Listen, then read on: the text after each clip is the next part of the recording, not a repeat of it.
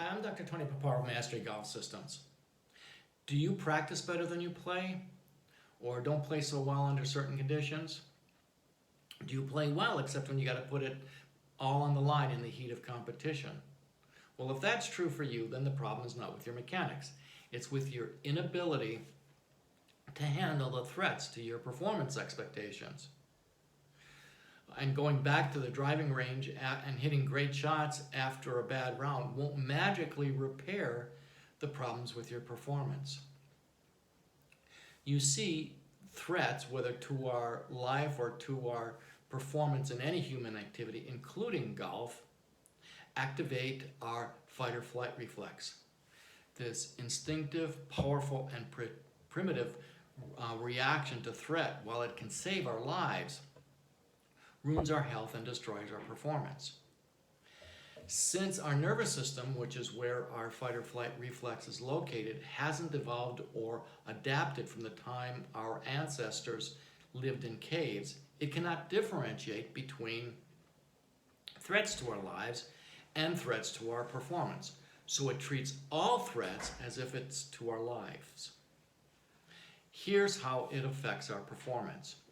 The first thing that happens is it dilates the pupils in your eyes, widening your peripheral vision and keeping your eyes in constant motion to try to find the source of the danger quickly. Now, this is great and helpful if your life is being threatened, but it makes it difficult, if not impossible, to keep your eyes from moving off the golf ball when you're playing golf. We're also downloading a lot more visual information through our peripheral vision that the brain has to process, even though we may not be aware of it. This makes it difficult for us to control our thoughts. Also making it difficult for us to control our thoughts is the fact that our breathing becomes fast, shallow, and irregular. Now, our brain uses about 20% of the available oxygen.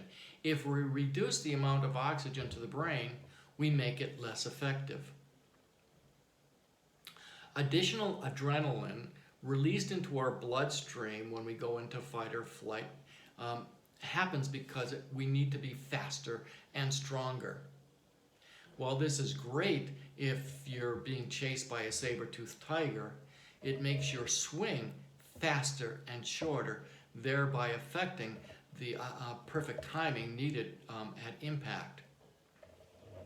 Your muscles also may become more tense, and this affects the quality of your golf swing. Humans possess a brain that has been divided into two halves. The left hemisphere is where we do our thinking.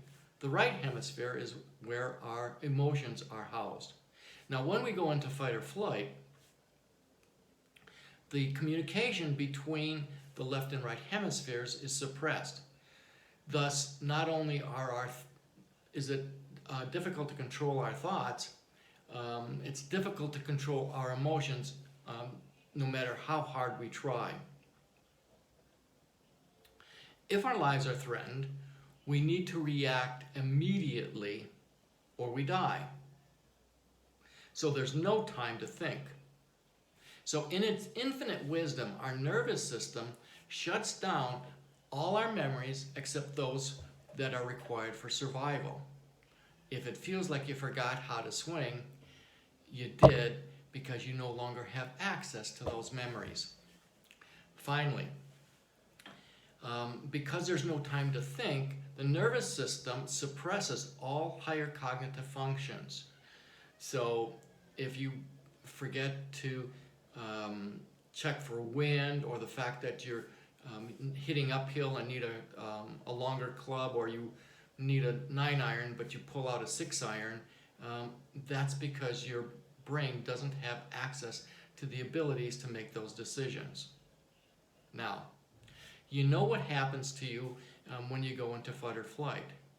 How would you like to learn how to transform your nervous system from fight or flight into a state of peak performance instantly with a simple mechanical action?